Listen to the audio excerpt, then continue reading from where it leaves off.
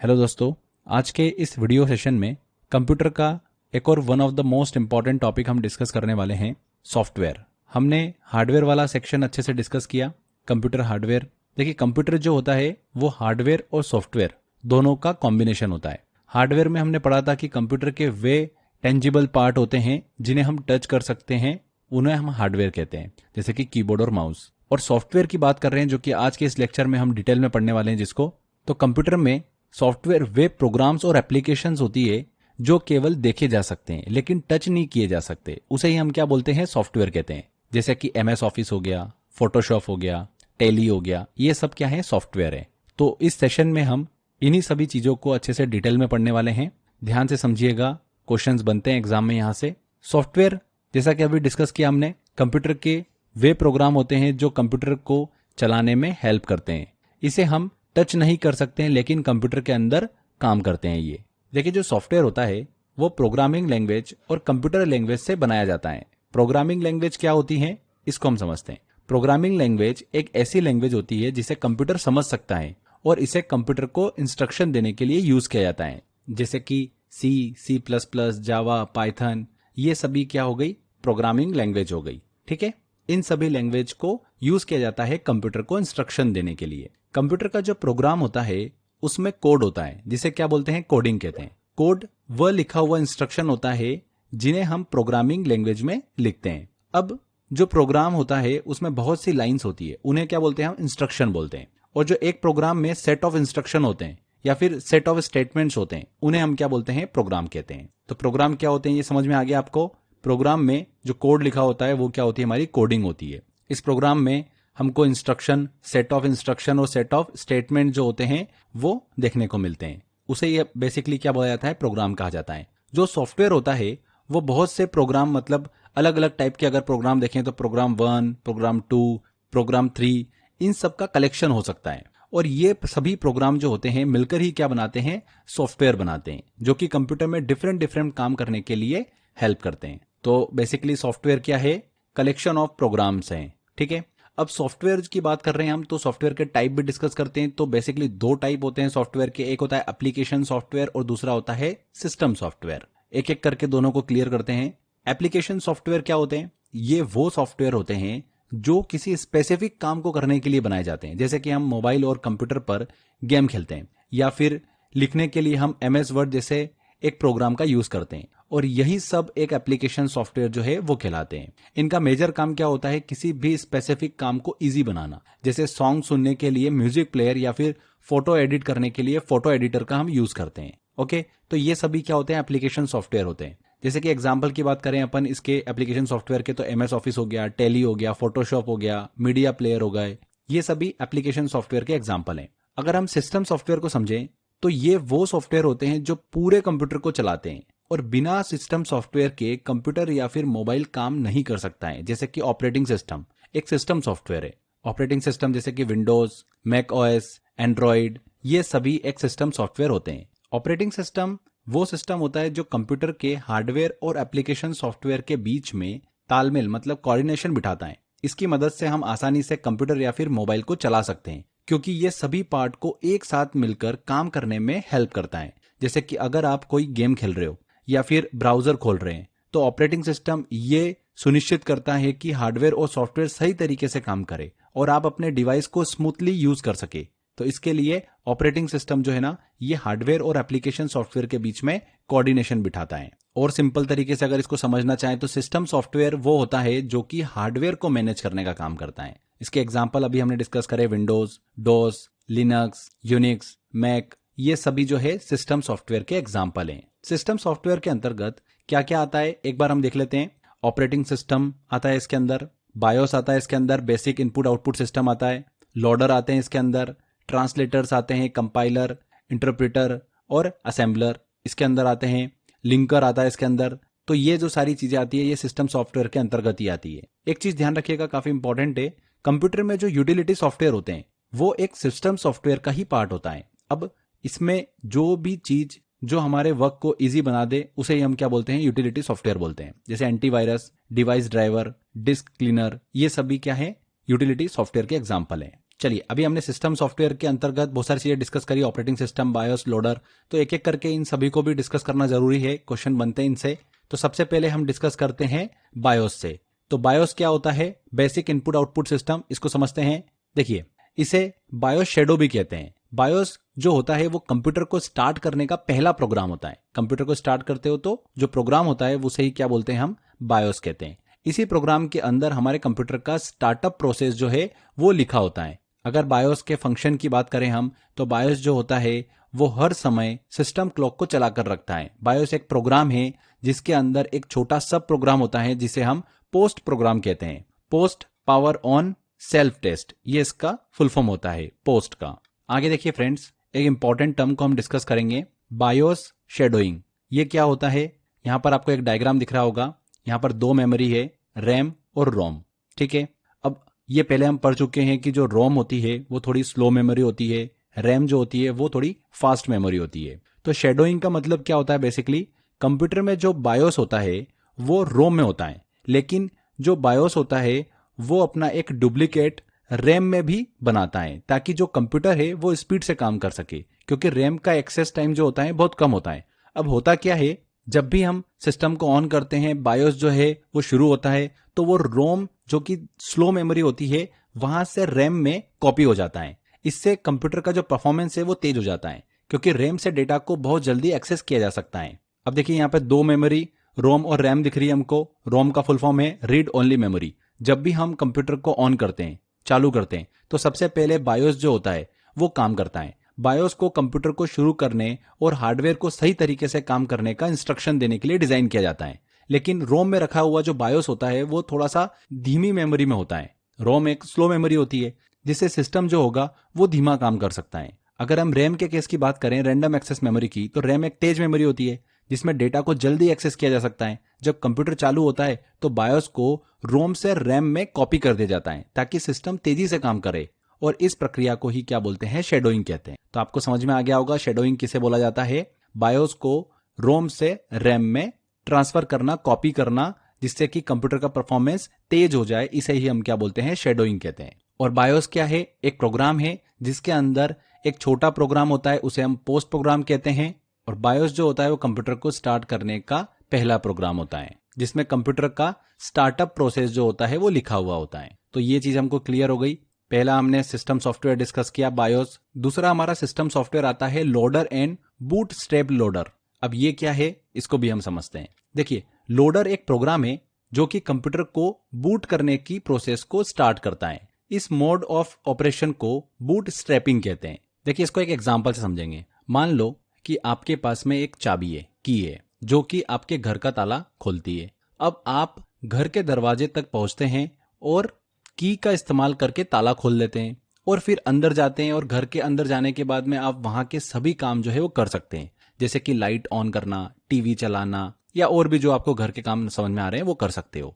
ठीक है, अब इसको देखिए, इस चीज से जोड़ के देखते हैं हम। अब यहां पर जो लोडर की बात करिए वो की तरह ही है। लोडर को वो प्रोग्राम समझे जो आपके कंप्यूटर का दरवाजा खोलने, मतलब बूट करने में मदद करता है। यह सबसे पहला प्रोग्राम होता है जो आपके कंप्यूटर के अंदर काम करने के लिए आवश्यक चीजें, जैसे कि ऑपरेटिंग सिस्टम को तैयार करना, जैसे आप ताले को खोलकर घर के अंदर जाते हैं, वैसे ही लोडर जो होता है वो कंप्यूटर के जो इंपॉर्टेंट हिस्से होते हैं उनको एक्टिवेट करता है। समझ गए आप घर के अंदर गए, आपने सबसे इंपॉर्टेंट चीज क्या करी? लाइट ऑन करी, जिससे कि आपको दिखेगा। वैसे ही लोडर कंप्यूटर के अंदर काम करने के लिए जो आवश्यक चीजें होती है, जैसे ऑपरेटिंग सिस्टम को तैयार करना, वो सब काम करता है। ठीक है, यहां पर हमने एक टर्म और डिस्कस करी, बूटस्ट्रैप लोडर। तो जैसे हमने की से ताले को खोला था, तो ताले को खोलने की प्रक्रिया जो थी ना, वो बूटस्ट्रैप लोडर से आप रिलेट कर सकते हो। बूटस्ट्रैप लोडर को ताले को खोलने की प्रक्रिया ही समझो। ये लोडर को एक्टिवेट करने का काम करता है। ये कंप्यूटर की हार्ड डिस्क से सबसे पहली फाइल MBR जो होती है उसे उठाकर कंप्यूटर की मेमोरी में लोड करता है, ताकि बाकी प्रोग्राम को चलाया जा सके। यहां पर MBR हमने टर्म यूज कर ली। तो MBR का मतलब बेसिकली ये होता है मास्टर बूट रिकॉर्ड। जब आप कंप्यूटर चालू करते हो तो सबसे पहले MBR को पढ़ा जाता है। ये एक छोटा सा ही प्रोग्राम होता है जो आपकी हार्ड डिस्क के पहले सेक्टर में होता है। इसका काम ये बताना होता है कि कंप्यूटर को आगे क्या करना है, यानी कौन सा ऑपरेटिंग सिस्टम लोड करना है या कौन से प्रोग्राम पहले लोड करने होंगे। ठीक है, तो हमने यहां पर लोडर और बूटस्ट्रैप लोडर को समझा। लोडर एक कुंजी की तरह है, चाबी की तरह है, जो कंप्यूटर की जो मुख्य प्रक्रिया होती है उसको शुरू करता है। जो भी कंप्यूटर की इंपॉर्टेंट चीजें होती है उन सबको शुरू करने का काम करता है लोडर। बूट स्ट्रैप लोडर उस प्रक्रिया, उस प्रोसेस को चालू करता है जिससे कंप्यूटर का ताला खुल जाता है और वो काम करना शुरू कर देता है। जैसे कि घर का दरवाजा खुलने के बाद आप अंदर जाके अपने सभी काम कर सकते थे। ठीक है, तो लोडर एक प्रोग्राम होता है जो कि हार्ड डिस्क के मैग्नेटिक डिस्क के MBR मास्टर बूट रिकॉर्ड के सेक्टर 1 में होता है और ये कंप्यूटर का सेकंड प्रोग्राम होता है। जो लोडर होता है वो कंप्यूटर में हार्ड डिस्क से मेन मेमोरी में फाइल को लोड करने का काम करता है। यहाँ पे आपको समझ में आ गया होगा loader and boot strap loader क्या होता है। ठीक है, एक प्रोग्राम होता है जो कि कंप्यूटर को बूट करने की प्रोसेस को स्टार्ट करता है। चलिए अब आगे बात करते हैं। अगला हमारा सिस्टम सॉफ्टवेयर आता है ट्रांसलेटर्स। इसके अंदर कंपाइलर, इंटरप्रेटर और असेंबलर की हम बात करेंगे। तो सबसे पहले हम बात करते हैं ट्रांसलेटर की। ट्रांसलेटर कंप्यूटर में यूज होने वाली अलग अलग प्रोग्रामिंग लैंग्वेजेस को मशीन लैंग्वेज में बदलने का काम करता है ताकि कंप्यूटर उसे समझ सके और सही तरीके से काम कर सके। ठीक है, तो कंप्यूटर के अंदर भी अलग अलग भाषाएं होती है, जैसे कि मशीन लैंग्वेज हो गई, असेंबली लैंग्वेज हो गई। तो इनको समझते हैं कि क्या है। मशीन लैंग्वेज की बात करी अभी हमने। ट्रांसलेटर जो होता है वो डिफरेंट प्रोग्रामिंग लैंग्वेज को मशीन लैंग्वेज में बदलने का काम करता है। तो मशीन लैंग्वेज क्या होती है भैया? तो मशीन लैंग्वेज जो होती है जिसे सीधे कंप्यूटर जो होता है वो समझ सकता है, इसे बाइनरी कोड या फिर ऑब्जेक्ट कोड भी कहते हैं, क्योंकि यह केवल 0 और 1 में लिखा हुआ होता है। यह कंप्यूटर की मूल भाषा इसे कहा जाता है, जिसमें सभी इंस्ट्रक्शन को बाइनरी फॉर्मेट में लिखा जाता है। आपने कंप्यूटर को कुछ भी इंस्ट्रक्शन दिया मान लो, ठीक है ना, तो जो भी आपने इंग्लिश में लिखा या कुछ लिखा तो कंप्यूटर थोड़ी समझ सकता है उस चीज को क्या होगा, मशीन लैंग्वेज में कन्वर्ट किया जाएगा 0-1 की फॉर्म में, और फिर कंप्यूटर उसको समझ पाएगा। फिर कंप्यूटर उसको वापस से रिप्लाई भी करता है, पर वो रिप्लाई जो करेगा कंप्यूटर वो मशीन लैंग्वेज में करता है। फिर मशीन लैंग्वेज को असेंबली लैंग्वेज में कन्वर्ट किया जाता है, जिसको आप पढ़कर इंस्ट्रक्शन जो है आपने दिए थे उसका रिप्लाई समझ पाते हो। तो कंप्यूटर जो होता है ये मशीन लैंग्वेज को ही समझ सकता है। ठीक है, तो ट्रांसलेटर क्या करते हैं, जो भी अलग अलग प्रोग्रामिंग लैंग्वेज होती है उसको मशीन लैंग्वेज में कन्वर्ट करने का काम करता है। तो यहाँ पर मशीन लैंग्वेज को अपन ने समझा। आगे बात करते हैं अब असेंबली लैंग्वेज की। असेंबली लैंग्वेज जो होती है, देखिए यह भाषा जो होती है, यह लैंग्वेज जो होती है, ये निमोनिक कोड का यूज करती है, जो इंसानों के लिए समझना आसान हो जाता है, लेकिन कंप्यूटर इसे सीधे नहीं समझ सकता। इस लैंग्वेज को भी बाद में मशीन लैंग्वेज में बदलना पड़ता है। जैसे एग्जाम्पल के लिए कोड लिख रहे हैं अपन, प्रोग्राम लिख रहे हैं, तो उसमें एक हमने टर्म यूज करी कि MOVA, B। अब ये हमारे समझने के लिए तो ठीक है, बट कंप्यूटर जो होता है वो ये नहीं समझ पाता है, तो इस प्रोग्रामिंग लैंग्वेज को मशीन लैंग्वेज में कन्वर्ट किया जाता है। ठीक है ना, और ये कन्वर्ट करने का काम ही कौन करता है? ट्रांसलेटर करता है। यहां पर हमने मशीन लैंग्वेज और असेंबली लैंग्वेज की बात करी, तो मशीन लैंग्वेज और असेंबली लैंग्वेज को मिलाकर लो लेवल लैंग्वेज जो है वो कहा जाता है। क्या कहा जाता है? Low level language. इसका मतलब होता है कि ये लैंग्वेज जो होती है कंप्यूटर के हार्डवेयर के बहुत करीब होती है और कंप्यूटर इसे सीधे समझ सकता है, लेकिन इसे हमारे लिए समझना थोड़ा सा मुश्किल हो जाता है। मशीन लैंग्वेज सबसे बेसिक है क्योंकि यह सीधे बाइनरी फॉर्मेट में होती है। असेंबली लैंग्वेज थोड़ा आसान होती है क्योंकि इसमें निमोनिक्स होते हैं, जो कि हम लोगों मतलब इंसानों के लिए याद रखना थोड़ा सा आसान हो जाता है, लेकिन इसे भी मशीन लैंग्वेज में बदलना पड़ता है। तो आई होप आपको ये चीज समझ में आ गई होगी कि ट्रांसलेटर क्या होता है। ट्रांसलेटर का काम जो भी मनुष्य द्वारा हमारे द्वारा लिखी गई भाषा है, लैंग्वेज है, जैसे कि असेंबली लैंग्वेज हो सकती है या फिर दूसरी हाई लेवल लैंग्वेज हो सकती है, कुछ भी, उसको कंप्यूटर की मशीन लैंग्वेज में बदल ले ताकि कंप्यूटर उसे समझ सके और इंस्ट्रक्शन के अनुसार काम कर सके। इसे ही क्या बोला जाता है? ट्रांसलेटर बोला जाता है। अब चूंकि मशीन लैंग्वेज और असेंबली लैंग्वेज जो होती है ये कंप्यूटर की बहुत करीब होती है, सीधे काम करने वाली लैंग्वेज होती है, इसीलिए इसको लो लेवल लैंग्वेज कह देते हैं। ठीक है, अब यहां पर हमने ट्रांसलेटर की बात करी, तो ट्रांसलेटर 3 टाइप के होते हैं। एक होता है कंपाइलर, दूसरा होता है इंटरप्रेटर और तीसरा होता है असेंबलर। तीनों को हम क्लियर करते हैं। सबसे पहले कंपाइलर की बात करें तो कंपाइलर एक प्रोग्राम ही होता है जो कि हाई लेवल लैंग्वेज जो होती है, हाई लेवल लैंग्वेज कैसी, सी हो गई या फिर जावा हो गई, उनको मशीन लेवल लैंग्वेज में बदलने का काम करता है।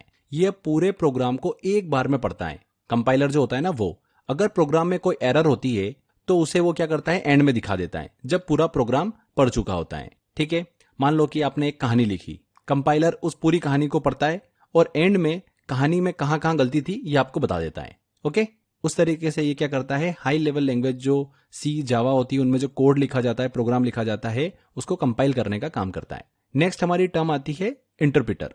इंटरप्रेटर जो होता है ये भी हाई लेवल लैंग्वेज को मशीन लैंग्वेज में बदलता है, लेकिन ये कंपाइलर से थोड़ा अलग है। इंटरप्रेटर जो होता है ये प्रोग्राम की हर लाइन को एक एक करके पढ़ता है और उसे तुरंत मशीन लैंग्वेज में बदलता रहता है। अगर किसी लाइन में एरर होती है तो वो उसी वक्त बताता है और आगे का प्रोग्राम रोक देता है। ठीक है, नेक्स्ट देखिए हमारे पास में टर्म आती है असेंबलर। असेंबलर का काम क्या होता है? असेंबली लैंग्वेज को मशीन लैंग्वेज में बदलना होता है। असेंबली लैंग्वेज को लो लेवल लैंग्वेज जो है वो माना जाता है और ये कंप्यूटर के बहुत ही करीब होती है, अभी हमने डिस्कस भी किया। अब इसको ऐसा देखो कि मान लो कि हाई लेवल लैंग्वेज में आपने एक प्रोग्राम लिखा C++ में और उसमें गलती आ गई, तो अगर आप कंपाइलर इस्तेमाल करोगे, कंपाइलर यूज करोगे, तो पूरे प्रोग्राम को एक बार में पढ़ेगा और एंड में आपको एरर बता देगा। लेकिन अगर आप इंटरप्रेटर यूज करते तो वो लाइन बाय लाइन उसको पढ़ेगा और जहां गलती होगी वहां पर रुक जाएगा। बस यही होता है, बहुत ही सिंपल तरीके से हमने इसको समझा। यहां पर ध्यान रखिएगा, एक टर्म यूज होती है अलग अलग। बग जो होता है वो जब भी प्रोग्राम में कोई गलती होती है तो उसे हम क्या बोलते हैं? बग बोलते हैं। टेस्टिंग जो होता है प्रोग्राम में बग को ढूंढने की एक प्रक्रिया होती है, एक प्रोसेस होती है। डीबगिंग जो होता है जब हम प्रोग्राम से बग को हटा देते हैं तो इसी प्रोसेस को क्या बोलते हैं? डीबगिंग बोलते हैं। अब यहां पर हम एरर की बात भी कर रहे थे, तो कंप्यूटर प्रोग्राम में 3 टाइप की बेसिकली एरर हमको देखने को मिलती है। लॉजिकल एरर या फिर अनएक्सपेक्टेड आउटपुट एरर जिसे बोला जाता है, सिंटैक्स एरर या फिर रूल्स एरर, और तीसरा होता है सिमेंटिक एरर। तो ये क्या होती है, इनको समझें। लॉजिकल एरर की बात कर रहे हैं हम, तो ये एरर तब होती है जब प्रोग्राम से मिला रिजल्ट उसके एक्चुअल रिजल्ट से बिल्कुल अलग हो। इस एरर को प्रोग्रामर के द्वारा ठीक किया जा सकता है क्योंकि ये एक टाइप का लॉजिकल एरर है। दूसरा होता है हमारा सिंटैक्स एरर।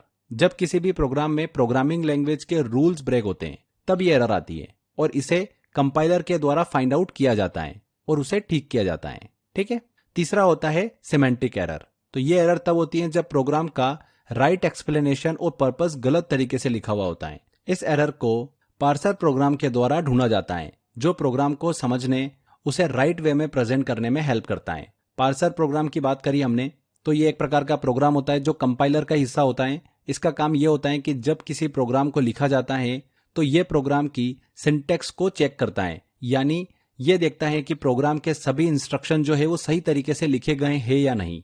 अगर कहीं भी सिंटैक्स में गलती होती है तो पार्सर उसे पकड़ता है और एरर दिखा देता है। पार्सर प्रोग्राम का काम ये होता है बेसिकली कि प्रोग्राम के स्ट्रक्चर को समझे, सिंटैक्स एरर जो होती है उसको फाइंड आउट करे, कंपाइलर को यह बताना कि प्रोग्राम सही है या फिर नहीं है। तो ये होता है पार्सर प्रोग्राम का काम। अगला सिस्टम सॉफ्टवेयर आता है हमारा लिंकर। लिंकर जो होता है एक प्रकार का प्रोग्राम होता है जो अलग अलग ऑब्जेक्ट फाइल को जोड़कर एग्जीक्यूटेबल फाइल मतलब .exe बनाता है जिसे कंप्यूटर पर चलाया जा सकता है। जब हम कोई प्रोग्राम लिखते हैं तो वो प्रोग्राम जो होता है कई हिस्सों में बटा हो सकता है जिन्हें कंपाइलर क्या करता है, पहले ऑब्जेक्ट फाइल .obj में कन्वर्ट कर देता है। लेकिन ऑब्जेक्ट फाइल अकेले काम नहीं कर सकती, इन्हें एक साथ जोड़ने की जरूरत पड़ती है और यह काम कौन करता है? लिंकर करता है। जब भी मान लो कि आप कोई बड़ा प्रोग्राम लिखते हो तो वो छोटे छोटे हिस्सों में टूट जाता है और हर हिस्सा एक ऑब्जेक्ट फाइल बनता है। ये फाइलें अलग अलग हमको देखने को मिलती है। लिंकर का काम क्या होता है? इन सभी ऑब्जेक्ट फाइल्स को जोड़कर एक एग्जीक्यूटेबल फाइल .exe बनाता है और यह एग्जीक्यूटेबल फाइल वह फाइल होती है जिसे आप सीधे कंप्यूटर पर चला सकते हैं। ठीक है। ये एग्जीक्यूटेबल फाइल जब बन जाती है तो इसे कंप्यूटर के CPU तक भेजा जाता है ताकि आपका प्रोग्राम जो होगा वो सही तरीके से काम कर सके। यहाँ पर आपको एक डायग्राम दिख रहा होगा। एक सॉफ्टवेयर है, एक प्रोग्राम है जो कि अलग अलग प्रोग्राम से मिलकर बना हुआ है। 3 अलग अलग प्रोग्राम है, प्रोग्राम 1, प्रोग्राम 2 और प्रोग्राम 3। ठीक है। इन तीनों प्रोग्राम को सबसे पहले कंपाइलर द्वारा क्या किया जाएगा? ऑब्जेक्ट फाइल में बदल दिया जाता है। ये ऑब्जेक्ट फाइल जो होगी अभी एक दूसरे से बिल्कुल अलग अलग है। ठीक है। अब इन्हें एक साथ जोड़ने की जरूरत पड़ती है ताकि पूरा प्रोग्राम जो है वो सही तरीके से काम कर सके। तो यहां पर जरूरत पड़ती है लिंकर की। अब लिंकर क्या करता है? अपना काम शुरू करता है और इन सभी अलग अलग ऑब्जेक्ट फाइल को एक साथ जोड़कर एक एग्जीक्यूटेबल फाइल में कन्वर्ट कर देता है जो कि होती है .exe फाइल। ये एग्जीक्यूटेबल फाइल जो होती है वह फाइल होती है जिससे हम कंप्यूटर पर सीधे रन कर सकते हैं। जब exe फाइल बन जाती है तो इसे CPU तक भेजा जाता है ताकि पूरा प्रोग्राम कंप्यूटर पर सही तरीके से चल सके। ठीक है। तो लिंकर का काम वह सभी क्या करता है? ऑब्जेक्ट फाइल को जोड़कर एक एग्जीक्यूटेबल फाइल .exe बनाए जिसे कंप्यूटर आसानी से चला सके। ये exe फाइल CPU में जाती है और प्रोग्राम को रन करती है। कंपाइलर अलग अलग प्रोग्राम को ऑब्जेक्ट फाइल में बदलता है। लिंकर उन सभी ऑब्जेक्ट फाइल को एक साथ जोड़कर एक एग्जीक्यूटेबल फाइल में कन्वर्ट कर देता है जिसे CPU पर चलाया जा सकता है। तो आई होप आपको ये चीजें समझ में आ गई होगी लिंकर क्या काम करता है। नेक्स्ट हम सिस्टम सॉफ्टवेयर की तरफ चलते हैं, जो कि है ऑपरेटिंग सिस्टम। ऑपरेटिंग सिस्टम क्या है? एक प्रकार का सिस्टम सॉफ्टवेयर है। तो इसको हम पढ़ेंगे, अब बहुत बड़ा है, डिटेल में समझेंगे, क्योंकि इसके भी अलग अलग टाइप होते हैं। वो सारी चीजें हम इस सेक्शन के अंदर कवर करने वाले हैं। ऑपरेटिंग सिस्टम की बात कर रहे हैं तो ऑपरेटिंग सिस्टम वो प्रोग्राम होते हैं जो कंप्यूटर और मोबाइल चलाने में हेल्प करते हैं, और साथ ही में ये यूजर और कंप्यूटर के हार्डवेयर जैसे कि कीबोर्ड, माउस, स्क्रीन, प्रिंटर, इनके बीच एक ब्रिज का काम भी करता है ऑपरेटिंग सिस्टम। इसको हम अगर सिंपल भाषा में समझें तो जब हम कंप्यूटर पर कोई काम करना चाहते हैं, जैसे गेम खेलना चाहते हैं या कोई फाइल ओपन करना चाहते हैं, तो ऑपरेटिंग सिस्टम ही है जो ये सब चीजों को मैनेज करने का काम करता है और कंप्यूटर को बताता है कि क्या करना है। कंप्यूटर के कुछ ऑपरेटिंग सिस्टम है जैसे कि Windows, MS DOS, Linux, Unix, OS, Mac OS, Ubuntu, ये सब कंप्यूटर के कुछ ऑपरेटिंग सिस्टम है। स्मार्टफोन के अगर कुछ ऑपरेटिंग सिस्टम की बात करें तो Android, iOS, palm OS, web OS, blackberry OS, ये सब स्मार्टफोन के लिए कुछ ऑपरेटिंग सिस्टम है। ऑपरेटिंग सिस्टम का मेन काम क्या होता है? ये इंश्योर करना कि जो कंप्यूटर और स्मार्टफोन के हार्डवेयर और सॉफ्टवेयर हैं वो आपस में सही तरीके से काम कर रहे हैं या फिर नहीं कर रहे हैं। ठीक है, आगे देखिए फ्रेंड्स, एक ऑपरेटिंग सिस्टम में इंटरफेस क्या होता है, अब इसको हम समझने वाले हैं। इंटरफेस एक प्रकार का मीडियम होता है जिसकी हेल्प से यूजर जो होता है वो कंप्यूटर से कम्युनिकेट करता है और उसे ऑपरेट करता है। ऑपरेटिंग सिस्टम में इंटरफेस दो टाइप के होते हैं, एक होता है CUI और दूसरा होता है GUI। CUI का मतलब होता है कैरेक्टर यूजर इंटरफेस और GUI का मतलब होता है ग्राफिकल यूजर इंटरफेस। दोनों को समझेंगे हम। सबसे पहले कैरेक्टर यूजर इंटरफेस की बात करें तो CUI में हम कीबोर्ड कमांड्स का इस्तेमाल करके कंप्यूटर से बात करते हैं, मतलब कम्युनिकेट करते हैं। इसमें ग्राफिक्स और आइकन का इस्तेमाल जो है वो नहीं होता है। इसमें जो यूजर होता है उसको हर काम करने के लिए कमांड लिखनी पड़ती है। उदाहरण के तौर पे जैसे पुराने समय के MS DOS हो गया या फिर यूनिक्स सिस्टम में CUI का इस्तेमाल होता था। इसके एग्जाम्पल भी CUI के क्या क्या हैं? यूनिक्स है, लिनक्स है या फिर MS DOS। ओके, जैसा कि आप यहाँ पर डायग्राम में देख सकते हैं, CUI कैरेक्टर यूजर इंटरफेस को दिखाया हुआ है। MS DOS 1981 एक एग्जाम्पल लिया हमने। इस इंटरफेस में आप कंप्यूटर से कम्युनिकेट करने के लिए कीबोर्ड कमांड का यूज करते हैं। आप कमांड देने के लिए प्रॉम्प्ट और कर्सर का यूज करते हैं और कमांड का जो रिजल्ट होता है वो टर्मिनल पर दिखता है। डायरेक्टरी को फोल्डर के रूप में हम यहाँ पर समझ सकते हैं और सबसे ऊपर की डायरेक्टरी को रूट कहा जाता है। आपको डायग्राम में दिख रहा होगा, यहाँ पर प्रॉम्प्ट जो है ये एक सिग्नल है जो ये बताता है कि यूजर से अगली कमांड आने वाली है। जब आप कोई कमांड लिखते हैं तो आप इसे इस पोजीशन से शुरू करते हैं। कर्सर की बात करें तो एक ब्लिंकिंग लाइन होती है जो ये बताती है कि आपकी टाइपिंग कहां पर होगी। टर्मिनल की बात करें तो ये स्क्रीन है जहां आप कमांड देते हैं और रिजल्ट देखते हैं। ये स्क्रीन का वो हिस्सा होता है जहां पर आपकी हर कमांड जो है वो दिखाई देती है। रूट डायरेक्टरी की बात करें तो CUI में जो फोल्डर होते हैं उन्हें डायरेक्टरी कहते हैं। पहली बात तो सबसे ऊपर वाली जो डायरेक्टरी होती है उसको रूट कहा जाता है और इसके अंदर अन्य सब डायरेक्टरीज जो है वो हो सकती है, मतलब फोल्डर के अंदर फोल्डर हो सकते हैं। ठीक है, तो ये आपको एक यहाँ पर एग्जांपल समझ में आ गया होगा, इमेज के तौर पे हमने इसको एक्सप्लेन किया है। अब GUI की बात करते हैं, ग्राफिकल यूजर इंटरफेस। GUI में हम कीबोर्ड, माउस और इमेज का यूज करके कंप्यूटर से बात करते हैं। इस इंटरफेस में आइकन्स, ग्राफिक्स और विंडोज का इस्तेमाल होता है जिससे कंप्यूटर का इस्तेमाल करना आसान हो जाता है। इसमें हमें काम करने के लिए कमांड लिखने की जरूरत नहीं पड़ती है, बस आइकन पर क्लिक करना होता है, वही हमारी क्या होती है, कमांड हो जाती है। अगर GUI के एग्जाम्पल की बात करें तो विंडोज हो गया, मैक हो गया या फिर यूनिक्स GUI हो गया, उबंटू हो गया, ये सभी क्या हैं, GUI के एग्जाम्पल हैं, ग्राफिकल यूजर इंटरफेस के एग्जाम्पल हैं। विंडोज का पहला GUI विंडोज 1.0 साल 1985 में इंट्रोड्यूस किया गया था। यहाँ पर एक इमेज देख सकते हैं GUI की। MS विंडोज 11 का एग्जाम्पल लिया है हमने यहाँ पर।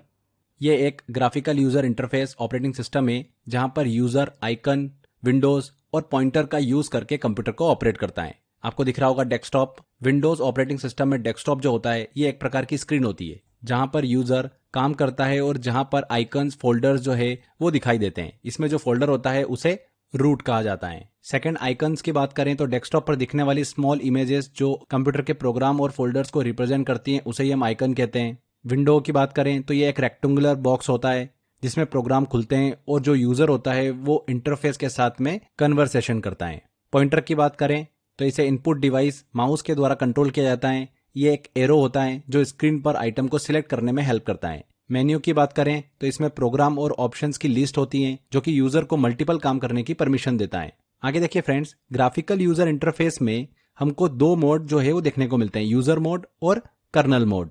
यूजर मोड, इस मोड में जो यूजर होते हैं वो एप्लीकेशन चलाते हैं और इस मोड में हार्डवेयर तक डायरेक्ट एक्सेस नहीं होता है। कर्नल मोड की बात करें तो यह मोड कंप्यूटर के हार्डवेयर को कंट्रोल करता है और सभी सिस्टम रिसोर्सेज तक इस मोड को एक्सेस मिल जाता है। ठीक है, तो दो तरीके के मोड जो है वो देखने को मिलते हैं हमको ग्राफिकल यूजर इंटरफेस में। तो ये ऑपरेटिंग सिस्टम में दो इंटरफेस जो होते हैं, CUI और GUI, उनको हमने अच्छे से डिस्कस किया। आगे फ्रेंड्स, अब हम बात करते हैं टाइप ऑफ ऑपरेटिंग सिस्टम की। ऑपरेटिंग सिस्टम के अलग अलग टाइप पढ़ेंगे हम, जैसे कि बैच ऑपरेटिंग सिस्टम क्या होता है, मल्टी प्रोग्रामिंग ऑपरेटिंग सिस्टम क्या होता है, मल्टी प्रोसेसिंग ऑपरेटिंग सिस्टम क्या होता है, मल्टीटास्किंग ऑपरेटिंग सिस्टम। तो ऐसे अलग अलग ऑपरेटिंग सिस्टम है, उनको हम अच्छे से अब पढ़ते हैं, एक एक करके समझते चलेगा आप। सबसे पहले हम बात करते हैं बैच ऑपरेटिंग सिस्टम की। तो इस ऑपरेटिंग सिस्टम को 1960 के डिकेड में यूज किया जाता था, 1960 के समय में। इस ऑपरेटिंग सिस्टम में एक ही टाइप के प्रोग्राम को एक साथ रन किया जाता था। इसका मतलब यह है कि एक ही काम को करने वाले जो प्रोग्राम होते थे उन्हें ग्रुप में अरेंज किया जाता था और एक ही बार में पूरा कंप्लीट किया जाता था। इसमें लैक ऑफ यूजर इंटरेक्शन जो है वो देखने को मिलता था। इसका मतलब यह है कि इसमें यूजर की कंप्यूटर से इंटरेक्शन कम होती थी, क्योंकि इसमें सिस्टम खुद ही काम करता था। ठीक है, बैच ऑपरेटिंग सिस्टम में। सेकेंड ऑपरेटिंग सिस्टम आता है हमारा मल्टी प्रोग्रामिंग ऑपरेटिंग सिस्टम। इसमें कई सारे अलग अलग प्रोग्राम को एक ही टाइम पर मेमोरी मतलब रैम में रखा जाता था और इसमें CPU और मेमोरी का सही यूज करके कई प्रोग्राम एक साथ चलाए जाते थे। मान लीजिए कि आपके पास 3 प्रोग्राम चल रहे हैं, एक म्यूजिक प्लेयर, एक ब्राउजर और एक डॉक्यूमेंट एडिटर। तो multi programming operating system in तीनों प्रोग्राम को रैम में स्टोर करता है और CPU को समय समय पर हर प्रोग्राम को चलाने के लिए स्विच करता है। इससे ऐसा लगता है कि सभी प्रोग्राम जो है वो एक साथ चल रहे हैं। हालांकि मल्टी प्रोग्रामिंग ऑपरेटिंग सिस्टम ने एक साथ कई प्रोग्राम को चलाना जो है वो संभव बनाया, लेकिन इसमें एक समस्या भी थी, लैक ऑफ रिस्पॉन्सिवनेस। इसका मतलब यह है कि अगर एक प्रोग्राम बहुत ज्यादा CPU का इस्तेमाल कर रहा हो तो दूसरे प्रोग्राम को CPU कम समय देगा, जिससे कंप्यूटर स्लो हो सकता था। तो समझ में आया, मल्टी प्रोग्रामिंग ऑपरेटिंग सिस्टम कई प्रोग्राम को एक साथ चलाने में मदद करता था, लेकिन कभी कभी यह सिस्टम धीमा कर देता था, क्योंकि कुछ प्रोग्राम ज्यादा संसाधनों का इस्तेमाल कर लेते थे इसमें, जिससे कि बाकी प्रोग्राम के लिए CPU और रैम कम अवेलेबल रहते थे। तो ये प्रॉब्लम थी इसके साथ में। नेक्स्ट ऑपरेटिंग सिस्टम है मल्टीटास्किंग ऑपरेटिंग सिस्टम। इस ऑपरेटिंग सिस्टम को टाइम शेयरिंग ऑपरेटिंग सिस्टम भी कहते हैं। एग्जाम में सीधे क्वेश्चन पूछते हैं कि इनमें से किस ऑपरेटिंग सिस्टम को टाइम शेयरिंग ऑपरेटिंग सिस्टम कहते हैं, तो मल्टीटास्किंग ऑपरेटिंग सिस्टम को। इस टाइप के ऑपरेटिंग सिस्टम में जो कंप्यूटर होता है वो एक ही टाइम में कई सारे टास्क कर सकता है, जिससे कि ज्यादा रिस्पॉन्सिवनेस जो है वो देखने को मिलती है। इस ऑपरेटिंग सिस्टम के हिसाब से जो रैम है उसे कंप्यूटर का वेटिंग रूम जो है वो कहा जाता है। इस ऑपरेटिंग सिस्टम का सबसे अच्छा एग्जाम्पल है Windows operating system. Windows operating system जो है ये मल्टीटास्किंग ऑपरेटिंग सिस्टम का एग्जाम्पल है। इस ऑपरेटिंग सिस्टम में मल्टी थ्रेडिंग जो है वो होता है। मल्टी थ्रेडिंग की बात करी हमने, तो इसका मतलब ये होता है कि एक ही प्रोग्राम के अंदर कई हिस्से होते हैं, मतलब थ्रेड्स होते हैं, और CPU एक ही समय में इन सभी थ्रेड्स को प्रोसेस कर सकता है। इसका मतलब है कि प्रोग्राम तेजी से काम कर सकता है, क्योंकि अलग अलग हिस्से मतलब थ्रेड्स एक ही समय में काम कर रहे होते हैं। मल्टी थ्रेडिंग को आप एग्जाम्पल से समझो। मान लो कि आप माइक्रोसॉफ्ट वर्ड पर काम कर रहे हो। इसमें एक ही समय पर कई काम देखने को मिलते हैं, कई काम हो रहे हैं, जैसे कि टेक्स्ट लिखना, स्पेलिंग चेक करना, ऑटो सेव करना, फॉर्मेटिंग करना। तो इन सारे कामों को अलग अलग हिस्सों में डिवाइड किया जाता है, जिन्हें क्या बोलते हैं, थ्रेड्स कहते हैं। ये थ्रेड्स एक साथ CPU के द्वारा प्रोसेस किए जाते हैं, जिससे कि प्रोग्राम तेजी से और बिना रुकावट के काम करता रहता है। आगे फ्रेंड्स, क्वाड कोर प्रोसेसर क्या होता है इसको बात करें हम, तो क्वाड कोर प्रोसेसर में 4 अलग अलग प्रोसेसर होते हैं, जिन्हें C1, C2, C3 और C4 कहा जाता है। हर कोर एक अलग अलग थ्रेड मतलब काम को एक ही समय में प्रोसेस कर सकता है। इसका मतलब यह है कि एक समय में 4 थ्रेड को एक साथ प्रोसेस किया जा सकता है, जिससे प्रोग्राम तेजी से काम करता है। मान लीजिए कि माइक्रोसॉफ्ट वर्ड में 4 अलग अलग थ्रेड्स हैं, T1 text editing, T2 spelling check, T3 जो है फॉर्मेटिंग और T4 जो है वो ऑटो सेव। तो क्वाड कोर प्रोसेसर में चारों थ्रेड्स एक साथ प्रोसेस होते हैं, जिससे कि आपका प्रोग्राम जो है वो तेज और स्मूथ तरीके से काम करता है। तो समझ में आ गया आपको, मल्टीटास्किंग ऑपरेटिंग सिस्टम एक ऐसा सिस्टम है जो एक ही समय में कई काम जो है वो करने में सक्षम होता है। इसमें रैम जो होता है वो वेटिंग रूम की तरह काम करता है, क्योंकि CPU द्वारा प्रोसेस होने से पहले या फिर बाद में टास्क रैम में वेट करते रहते हैं। जब आप एक प्रोग्राम को मिनिमाइज कर देते हैं तो वह रैम में इंतजार कर रहा होता है, वेट कर रहा होता है कि CPU उसे फिर से प्रोसेस करने का मौका दे। मल्टी थ्रेडिंग की बात करी। मल्टी थ्रेडिंग से एक ही प्रोग्राम के अलग अलग हिस्सों को एक साथ प्रोसेस किया जा सकता है। क्वाड कोर प्रोसेसर में हमने पढ़ा 4 कोर होते हैं जो एक साथ कई थ्रेड्स को प्रोसेस कर सकते हैं, जिससे काम जो होता है वो तेजी से होता है। तो आई होप आपको समझ में आ गया होगा कि मल्टीटास्किंग ऑपरेटिंग सिस्टम क्या होता है। अब नेक्स्ट फ्रेंड्स आगे बढ़ते हैं, हम बात करते हैं मल्टी प्रोसेसिंग ऑपरेटिंग सिस्टम की। मल्टी प्रोसेसिंग ऑपरेटिंग सिस्टम वह कंप्यूटर सिस्टम जिसमें एक से ज्यादा सीपीयू और प्रोसेसर एक साथ काम करते हैं, उसे ही मल्टी प्रोसेसिंग कहा जाता है। इस टाइप के सिस्टम में एक से ज्यादा प्रोसेसर एक ही टाइम में डिफरेंट टास्क को प्रोसेस करते हैं, जिससे काम स्पीड से और इफिशियंसी से होता है, और यह operating system multi processing operating system कहलाता है। समझ में आया आपको? जैसे कि एग्जांपल यूनिक्स ऑपरेटिंग सिस्टम। देखिए, जो सर्वर कंप्यूटर होता है उसमें मल्टी प्रोसेसिंग होती है, जिसमें कई सारे सीपीयू एक साथ टास्क को परफॉर्म करते हैं। यहाँ पर आप एक डायग्राम देख रहे होंगे, इसमें 3 सीपीयू, सीपीयू 1, सीपीयू 2 और सीपीयू 3 जो है वो हमको देखने को मिल रहे हैं, जो कि एक साथ मेमोरी से जुड़े हुए हैं और साथ में काम कर रहे हैं। साथ में काम करने का मतलब यह है कि सभी सीपीयूज एक साथ मेमोरी में रखी गई जानकारी का उपयोग करते हैं, जिससे काम तेजी से होता है। अब देखिए, हमने यहाँ पर मल्टी प्रोसेसिंग की बात करी, जिसका मतलब है कि एक कंप्यूटर सिस्टम में एक से अधिक सीपीयूज का उपयोग किया जाता है। तो ये जो एक से ज्यादा सीपीयू का उपयोग कर रहे हैं ना, जब ये एक से ज्यादा सीपीयू एक साथ काम कर रहे होते हैं और ये हर सीपीयू एक अलग टास्क पर काम कर रहा होता है, तो इसे क्या बोलते हैं? पैरेलल प्रोसेसिंग कहते हैं। तो पैरेलल प्रोसेसिंग एक वो प्रक्रिया होती है जिसमें एक से ज्यादा सीपीयूज या फिर प्रोसेसर एक ही समय पर अलग अलग टास्क को प्रोसेस करते हैं। इस प्रक्रिया का मेन मकसद क्या होता है? काम की गति जो होती है, स्पीड जो होती है और इफिशियंसी जो होती है, उसको बढ़ाना। मान लो कि एक बड़ी रिपोर्ट लिखनी है और इसे 4 हिस्सों में बांट दिया गया है। पहला हिस्सा सीपीयू 1 जो है वो लिख रहा है, दूसरा हिस्सा सीपीयू 2 लिख रहा है और तीसरा हिस्सा सीपीयू 3 लिख रहा है। तो इस तरीके से सभी हिस्से एक साथ लिखे जा रहे हैं और रिपोर्ट जल्दी तैयार हो जाएगी। इसी को क्या बोलते हैं? पैरेलल प्रोसेसिंग कहते हैं। तो समझ में आ गया आपको मल्टी प्रोसेसिंग ऑपरेटिंग सिस्टम क्या होता है। इसका एग्जांपल है यूनिक्स ऑपरेटिंग सिस्टम। आगे बढ़ते हैं, रियल टाइम ऑपरेटिंग सिस्टम की बात करते हैं। तो ये एक ऐसा ऑपरेटिंग सिस्टम है जिसमें फिक्स रिस्पॉन्स टाइम जो होता है वो सेट किया जाता है। इसका आसान भाषा में मतलब समझे तो ये सिस्टम किसी भी टास्क का आंसर जो है एक फिक्स टाइम फ्रेम के अंदर हमको देता है, चाहे सिचुएशन कैसी भी हो। जैसे कि एग्जांपल देखें हम तो विंडोज सी, ट्रॉन ओएस ई, लिंक्स ओएस, क्यूएनएक्स, तो ये इसके कुछ एग्जांपल हैं। इस तरीके का जो ऑपरेटिंग सिस्टम है ना, इसका यूज जो है उन सिस्टम में होता है जहां पर स्पीड से और राइट टाइम पर रिस्पॉन्स देने की रिक्वायरमेंट होती है। जैसे कि ऑटोमेटिक पैराशूट के खुलने की प्रोसेस को कंट्रोल करता है, या फिर ऑटोमेटिक कार सिस्टम, जिसमें एयरबैग्स हमको देखने को मिलते हैं। कार के एयरबैग को एक्सीडेंट के टाइम पर स्पीड से ओपन करने में यह हेल्प करता है। तो इन जगह पर रियल टाइम ऑपरेटिंग सिस्टम जो है वो यूज होता है। समझ में आया आपको? तो ये अलग अलग टाइप के हमने ऑपरेटिंग सिस्टम को पढ़ा। आई होप आपको समझ में आया होगा। अब देखिए, हमने ऑपरेटिंग सिस्टम के 2 इंटरफेस डिस्कस करे थे, CUI और GUI। ठीक है, तो CUI के हमने एग्जांपल देखे थे, जैसे यूनिक्स, लिनक्स, MS-DOS। उसी तरीके से GUI के हमने एग्जांपल डिस्कस करे थे, विंडोज, मैक, उबंटू, ये सब होते हैं। तो GUI का जो एग्जांपल है ना, विंडोज, इस विंडोज से रिलेटेड काफी क्वेश्चंस एग्जाम में बनते हैं। तो हम विंडोज ऑपरेटिंग सिस्टम को थोड़ा सा डिटेल में पढ़ते हैं, क्योंकि यहां से क्वेश्चन हमको एग्जाम में बार बार देखने को मिल रहे हैं। तो चलिए एक एक छोटी छोटी इन्फॉर्मेशन इस सेक्शन से कवर करते हैं हम। माइक्रोसॉफ्ट विंडोज की बात कर रहे हैं, विंडोज ऑपरेटिंग सिस्टम की।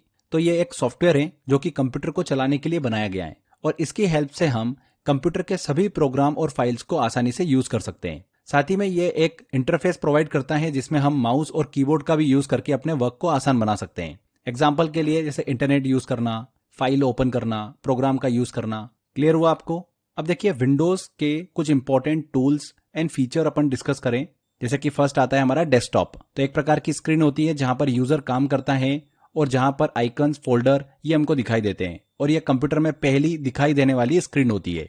इसमें डिफरेंट आइकन्स जो है वो हमको देखने को मिलते हैं, जैसे files, folders, my computer, recycle bin, ये सब हमको देखने को मिलते हैं। नेक्स्ट आता है हमारा टास्क बार। यह डेस्कटॉप स्क्रीन के एक निचले हिस्से में होता है जिसमें ओपन किए गए प्रोग्राम के आइकन हमको दिखाई देते हैं। नेक्स्ट आता है हमारा नोटिफिकेशन एरिया।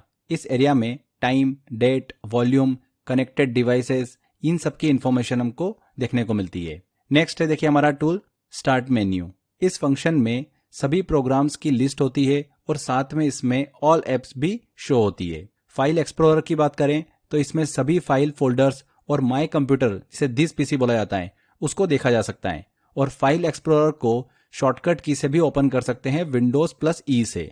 ठीक है, Windows+E दबाएंगे तो डायरेक्टली फाइल एक्सप्लोरर ओपन हो जाता है। नेक्स्ट आता है हमारा बाय डिफॉल्ट एप्लीकेशंस। तो इसका मतलब ये होता है कि कंप्यूटर में पहले से जो एप्लीकेशंस रहती हैं उसे ही हम बाय डिफॉल्ट एप्लीकेशंस बोलते हैं, जैसे कि Notepad, WordPad, Paint, game app, ये सभी हमको बाय डिफॉल्ट एप्लीकेशंस देखने को मिलती है। बाय डिफॉल्ट फोल्डर्स की बात करें तो इसका मतलब होता है कि कंप्यूटर में पहले से जो फोल्डर्स होते हैं उसी को हम क्या बोलते हैं, बाय डिफॉल्ट फोल्डर्स कहते हैं, जैसे कि my pictures, my downloads, documents, my music, my video, ये सब फोल्डर्स हमको देखने को मिलते हैं। इन्हीं को बाय डिफॉल्ट फोल्डर्स बोलते हैं। नेक्स्ट आता है डायलॉग बॉक्स। तो एक कंप्यूटर में एक स्मॉल विंडो होती है जिसमें कुछ इन्फॉर्मेशन जो होती है, इंपॉर्टेंट इन्फॉर्मेशन वो होती है और जिसकी हेल्प से यूजर को इंस्ट्रक्शन दिया जाता है। नेक्स्ट आता है माई कंप्यूटर।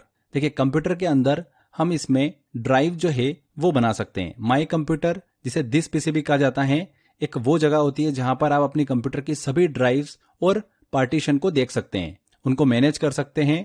चलिए इसको थोड़ा सा हम डिटेल में पढ़ते हैं। ड्राइव और पार्टीशंस की बात करी हमने, तो माई कंप्यूटर जिसे दिस पीसी कहा जाता है, जब आप अपने कंप्यूटर को ओपन करते हो तो माई कंप्यूटर पर जैसे क्लिक करते हैं तो आपको वहां पर अलग अलग ड्राइव्स देखने को मिलती है, C drive, D drive, E drive, है ना। तो ये ड्राइव जो होती है आपकी हार्ड डिस्क के अलग अलग हिस्से, मतलब पार्टीशंस होते हैं। ड्राइव जो होती है ये कंप्यूटर की हार्ड डिस्क के पार्टीशन को ही हम कहते हैं, जैसा कि आप डायग्राम में भी देख सकते हैं। सी ड्राइव जो कि एक इंपॉर्टेंट ड्राइव होती है जहां पर विंडोज ऑपरेटिंग सिस्टम इंस्टॉल रहता है। बाकी अगर हम ई, डी या फिर एफ ड्राइव की बात करें तो जिसमें आप अपना डेटा जो है, फाइल फोल्डर जो है वो स्टोर कर सकते हैं। अब सी ड्राइव को प्राइमरी पार्टीशन जो है वो कहा जाता है क्योंकि इसमें ऑपरेटिंग सिस्टम जो है वो इंस्टॉल होता है। जो अन्य ड्राइव्स होती हैं जैसे कि डी, ई और एफ, उनको लॉजिकल पार्टीशन या फिर एक्सटेंडेड पार्टीशन कहा जाता है, जो डेटा को स्टोरेज के लिए होते हैं। आपके दिमाग में बात आ रही होगी कि सर ये सी से ही क्यों स्टार्ट होता है, ए और बी से क्यों नहीं स्टार्ट होता है। तो यहाँ पर ये चीज समझ लीजिए कि ए और बी ड्राइव जो थे वो पुराने समय में फ्लॉपी डिस्क के लिए रिजर्व किए जाते थे। अब इनका उपयोग नहीं होता है, लेकिन माई कंप्यूटर में ये कभी कभी दिख सकती है। तो फ्लॉपी ड्राइव्स बोलते हैं इनको, ड्राइव ए और बी को। ठीक है, नेक्स्ट विंडोज के फीचर की तरफ चलते हैं हम, जो कि है हेल्प पैनल।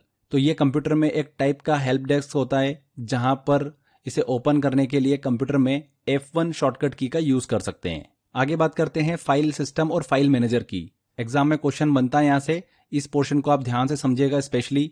देखिए फाइल सिस्टम वह तरीका है जिसके द्वारा कंप्यूटर जो है अपनी फाइलों को ऑर्गेनाइज और मैनेज करता है। इसके माध्यम से ही कंप्यूटर ये डिसाइड करता है कि फाइलें जो है वो कैसे स्टोर की जाएगी, कैसे एक्सेस की जाएगी और कैसे अपडेट की जाएगी। फाइल सिस्टम कंप्यूटर की हार्ड डिस्क पर डेटा को सिस्टमेटिक और सिक्योर तरीके से रखने का एक तरीका होता है। कंप्यूटर में दो प्रकार के फाइल सिस्टम होते हैं, एक होता है फैट FAT और दूसरा होता है NTFS।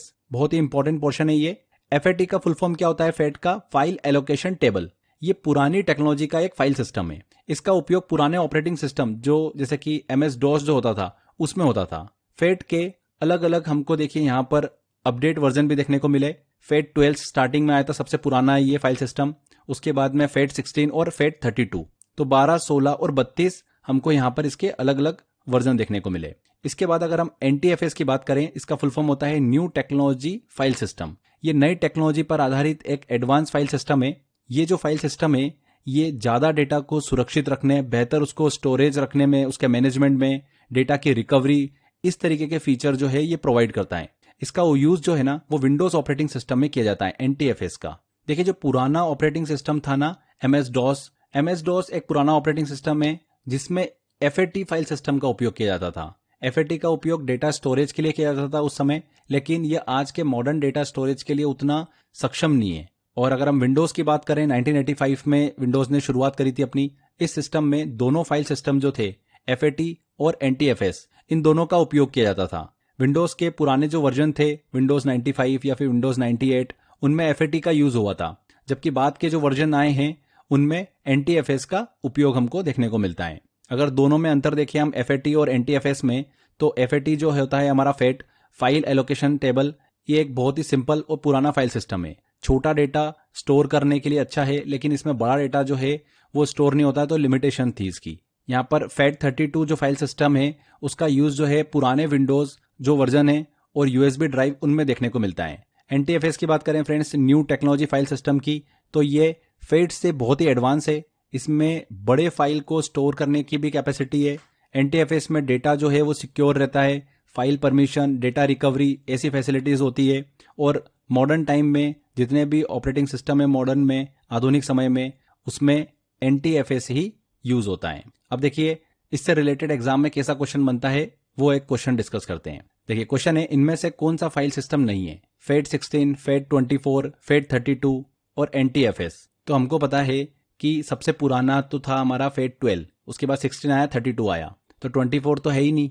तो यहाँ पर बी आंसर जो होगा बिल्कुल गलत होगा, ये फाइल सिस्टम नहीं है। तो इस तरीके से एग्जाम के अंदर क्वेश्चन पूछ लेते हैं इस सेक्शन से स्पेशली। तो आई होप आपको क्लियर हो गया होगा कि हमको किस तरीके से इसको पढ़ना है। आगे कुछ और फीचर डिस्कस करते हैं हम विंडोज ऑपरेटिंग सिस्टम के। तो पावर ऑप्शन की बात करें तो इस ऑप्शन की हेल्प से हम कंप्यूटर को शट डाउन, रीस्टार्ट, स्लीप और हाइबरनेट कर सकते हैं। शट डाउन इस ऑप्शन का मतलब होता है कि कंप्यूटर को पूरी तरीके से बंद करना। रीस्टार्ट का मतलब होता है कि कंप्यूटर को दोबारा स्टार्ट करना। इसे तब यूज करते हैं जब हमें सिस्टम को फिर से स्टार्ट करने की रिक्वायरमेंट होती है, जैसे कि किसी सॉफ्टवेयर को इंस्टॉल या फिर अपडेट करने के बाद। स्लीप मोड की बात करें तो इस मोड में कंप्यूटर की स्क्रीन और बाकी सिस्टम पावर सेविंग के लिए बंद हो जाते हैं, लेकिन कंप्यूटर पूरी तरीके से बंद नहीं होता है। इसे मॉनिटर स्क्रीन का पावर ऑफ होना कहा जाता है। नेक्स्ट हम हाइबरनेट की बात करते हैं तो हाइबरनेट मोड में कंप्यूटर पूरी तरीके से बंद हो जाता है, लेकिन जो काम आपने छोड़ा है वो बाद में रिज्यूम हो जाता है। इसे रिज्यूम वाली कंडीशन भी कहा जाता है हाइबरनेट को। आगे देखिए अगले फीचर की बात करें हम कोडिंग सिस्टम की। तो कोडिंग सिस्टम वह तरीका है जिसके जरिए कंप्यूटर में टेक्स्ट को नंबर के रूप में स्टोर किया जाता है। कंप्यूटर सिर्फ नंबर ही समझता है, इसीलिए टेक्स्ट जैसे कि ABC जो होते हैं उनको नंबर मतलब बाइनरी में बदलना पड़ता है ताकि कंप्यूटर उसे अच्छे समझ सके।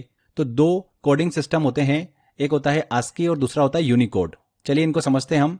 सबसे पहले हम अगर ASCII की बात करें तो American standard code for information interchange इसका फुल फॉर्म होता है।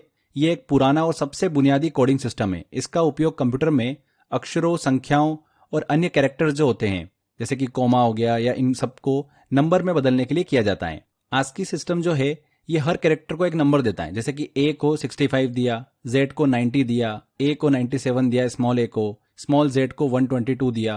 तो ASCII में कुल 128 कैरेक्टर होते हैं। इंग्लिश के लोअर केस, अपर केस, 0 से लेकर 9 तक की डिजिट और कुछ स्पेशल चिन्ह भी शामिल होते हैं जैसे हैश, @ ये सब शामिल होते हैं। ठीक है। यूनिकोड की बात करें तो यूनिकोड एक और कोडिंग सिस्टम है जो कि ASCII से ज्यादा एडवांस है।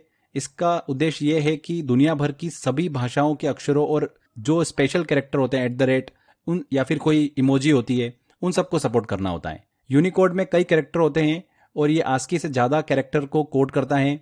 इस वजह से दुनिया की सभी जितनी भी लैंग्वेजेस हैं उनको कंप्यूटर पर लिखने और पढ़ने में ये सक्षम है यूनिकोड। यूनिकोड के 3 वर्जन है, UTF-8, UTF-16, UTF-32। Unicode transformation format इसका फुल फॉर्म होता है UTF का। यहाँ पर 8 का मतलब है 8 बिट, 16 का मतलब है 16 बिट और 32 का मतलब है 32 बिट। UTF-8 की बात करें तो ये यूनिकोड का पहला वर्जन है और सबसे ज्यादा इस्तेमाल होने वाला फॉर्मेट है। UTF-16 की बात करें तो यूनिकोड का ये दूसरा वर्जन है और इसे यूनिकोड ट्रांसफॉर्मेशन फॉर्मेट भी कहते हैं। ये ज्यादा डेटा और कैरेक्टर को स्टोर कर सकता है। UTF-32 की बात करें तो ये यूनिकोड का तीसरा और सबसे ज्यादा डिटेल वर्जन है। ये हर प्रकार के कैरेक्टर को सपोर्ट करता है और हर कैरेक्टर को 4 बाइट्स में स्टोर करता है। UTF-8 जो है वो 1 से लेकर 4 बाइट में स्टोर करता है कैरेक्टर को। UTF-16 जो है वो 2 से लेकर 4 बाइट में स्टोर करता है और UTF-32 जो है वो 4 बाइट में स्टोर करता है। इसके बाइट ज्यादा होने की वजह से ये बहुत ही कम यूज किया जाता है। तो ये 2 अलग अलग कोडिंग सिस्टम हमने डिस्कस करे हैं, ASCII और यूनिकोड। ASCII जो है ये सिर्फ 128 कैरेक्टर को कोड करता है, केवल अंग्रेजी भाषा के जो कैरेक्टर हैं उनको सपोर्ट करता है। 7 बिट का कोडिंग सिस्टम है इसका, जिसमें ये कम स्पेस जो है वो लेता है। यूनिकोड की बात करें तो ये लाखों कैरेक्टर को कोड करता है। ये सभी भाषाओं के कैरेक्टर को सपोर्ट करता है और यूनिकोड में देखिए अलग अलग वर्जन देखने को मिलते हैं, UTF-8, UTF-16 और UTF-32। इनमें हर कैरेक्टर को स्टोर करने के लिए 1 से लेकर 4 बाइट तक लगते हैं। ASCII एक पुराना कोडिंग सिस्टम है, यूनिकोड जो है एक मॉडर्न कोडिंग सिस्टम है। एग्जाम में पूछे आपसे तो UTF-8 जो है वो सबसे ज्यादा उपयोग होने वाला फॉर्मेट है। क्लियर। आगे फ्रेंड्स अब हम बात करते हैं मेमोरी मैनेजमेंट की। तो मेमोरी मैनेजमेंट क्या होता है? ये वह प्रोसेस होती है जिसके माध्यम से कंप्यूटर के CPU और RAM के बीच डेटा को मैनेज और ऑर्गेनाइज किया जाता है ताकि प्रोग्राम सही तरीके से काम कर सके। मेमोरी मैनेजमेंट को समझने के लिए यहाँ पर देखिए एक डायग्राम आपको दिख रहा होगा, इसको थोड़ा समझते हैं हम। CPU और RAM के बीच रिलेशन की बात करें तो CPU कंप्यूटर का एक मुख्य प्रोसेसर होता है जो कि सारे काम करता है। RAM एक तेज मेमोरी होती है जहां पर डेटा को अस्थायी रूप से, टेम्परेरी रूप से स्टोर किया जाता है ताकि CPU उस डेटा को जल्दी से एक्सेस कर सके। यहाँ पर आप देख रहे हैं कि CPU जो है सीधे RAM से डेटा ले सकता है। इसके नीचे देखेंगे हम तो CPU और RAM के बीच में एक मेमोरी होती है cache memory. Cache memory CPU और RAM के बीच एक तेज मेमोरी होती है, सुपरफास्ट मेमोरी होती है, जहां पर हाल ही में जो लेटेस्ट अभी उपयोग किया गया डेटा जो होता है वो स्टोर होता है ताकि सीपीयू उसे जल्दी से एक्सेस कर सके। सीपीयू को अगर कोई डेटा चाहिए और वो कैच में उपलब्ध होता है तो सीपीयू जल्दी से डेटा को कैच से एक्सेस कर लेता है। यदि डेटा कैच में नहीं मिलता है उसको कैच मेमोरी में, तब सीपीयू जो है फिर रैम के पास जाता है। नेक्स्ट देखेंगे हम यहाँ पर रैम और हार्ड डिस्क मतलब वर्चुअल मेमोरी के बीच में रिलेशन। तो जब रैम में अगर पर्याप्त जगह नहीं होती है तो डेटा को टेम्परेरी रूप से वर्चुअल मेमोरी या फिर हार्ड डिस्क में स्वैप किया जाता है। और ये कंडीशन हमको तब देखने को मिलती है जब कंप्यूटर में बहुत सारे प्रोग्राम जो है वो एक साथ चल रहे होते हैं, तब रैम में जगह जो है वो नहीं बचती है, तब डेटा को वर्चुअल मेमोरी में ले जाया जाता है और जब उसकी जरूरत होती है तो फिर से रैम में वापस लाया जाता है। तो फ्रेंड्स यहाँ पर वो प्रोसेस जब सीपीयू और रैम के बीच कैच का यूज होता है, इसका मतलब यह है कि रैम और कैच मेमोरी के बीच में डेटा का एक्सचेंज हो रहा होता है, तब उसे बोलते हैं मेमोरी मैपिंग। समझ में आया आपको? वो प्रोसेस जब रैम में स्पेस नहीं होती है और डेटा को वर्चुअल मेमोरी में स्वैप किया जाता है तो उसे क्या बोलते हैं? मेमोरी स्वैपिंग कहते हैं। तो मेमोरी मैपिंग और मेमोरी स्वैपिंग आपको समझ में आ गया होगा। लास्ट में देखिए फ्रेंड्स, कुछ सिक्योरिटी इन विंडोज को लेकर हम डिस्कस करते हैं, जिसमें आता है सबसे पहला सिक्योर लॉगिन। सिक्योर लॉगिन का मतलब क्या होता है? कंप्यूटर में अलग अलग टाइप के अकाउंट जो है वो देखने को मिलते हैं जो कि सिक्योरिटी के लिए यूज किए जाते हैं और इन्हें उनकी परमिशन के बेसिस पर डिवाइड किया जाता है। जैसे कि पहला होता है अकाउंट हमारे पास में एडमिनिस्ट्रेटिव अकाउंट। इसमें सभी परमिशन जो है वो देखने को मिलती है, ये कंप्यूटर के सभी वर्क को कंट्रोल कर सकता है। यूजर अकाउंट की बात करें तो इसमें लिमिटेड परमिशन होती है, इसमें यूजर कुछ ही चीजें एक्सेस कर सकता है। गेस्ट अकाउंट की बात करें तो इसमें सबसे कम परमिशन होती है और ये एक टेम्पररी यूजर के लिए होता है। नेक्स्ट अगला देखिए फीचर आता है फायरवॉल। विंडोज फायरवॉल एक ऐसा सिक्योर सिस्टम है जो कंप्यूटर पर आने वाले डेटा की मॉनिटरिंग करता है। इसका काम यह इंश्योर करना है कि कोई अनऑथराइज्ड डेटा जो है वो कंप्यूटर में एंटर न कर सके, बाहरी खतरों से कंप्यूटर को सिक्योरिटी देना। ठीक है, फायरवॉल का काम होता है। नेक्स्ट एंड आखिरी फीचर आता है वायरस प्रोटेक्शन। तो कंप्यूटर को वायरस और अन्य डेंजरस सॉफ्टवेयर से बचाने का काम करता है। वायरस प्रोटेक्शन एक ऐसा सॉफ्टवेयर होता है जो कंप्यूटर में वायरस की पहचान करके उसे रिमूव करने में हेल्प करता है, जैसे कि बिट डिफेंडर एक वायरस प्रोटेक्शन सॉफ्टवेयर है। तो यहाँ पर फ्रेंड्स हमारा ये कंप्यूटर सॉफ्टवेयर वाला टॉपिक कंप्लीट होता है।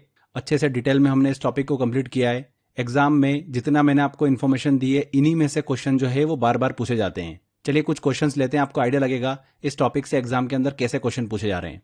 देखिए क्वेश्चन है, the language that a computer can understand and execute is called.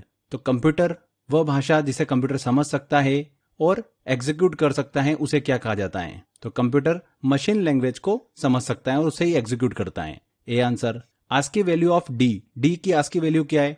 तो मैंने आपको कैपिटल ए की बताई थी 65, तो कैपिटल बी की क्या हो जाएगी? 66, सी की हो जाएगी 67 और डी की हो जाएगी 68।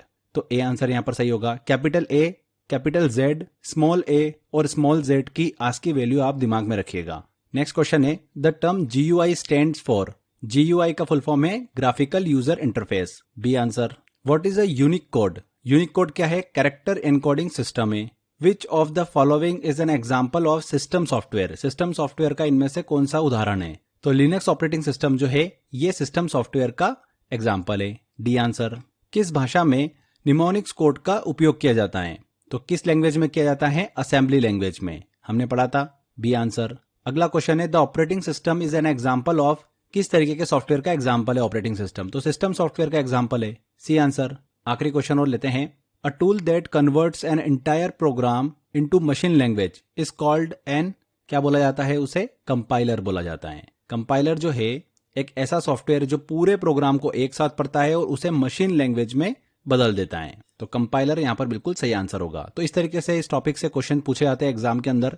मैंने टेस्ट वाले सेक्शन में आपको और भी क्वेश्चंस दे रखे हैं, अच्छे से सॉफ्टवेयर वाले का टेस्ट लगाइएगा। 100% जो क्वेश्चंस दिए मैंने आपको उन्हीं में से एग्जाम में पूछे जाते हैं। तो बार बार टेस्ट की प्रैक्टिस करते रहिएगा। तो फ्रेंड्स आज के बस इस वीडियो में इतना ही। मेहनत करते रहिए, 100% आपको सफलता मिलेगी।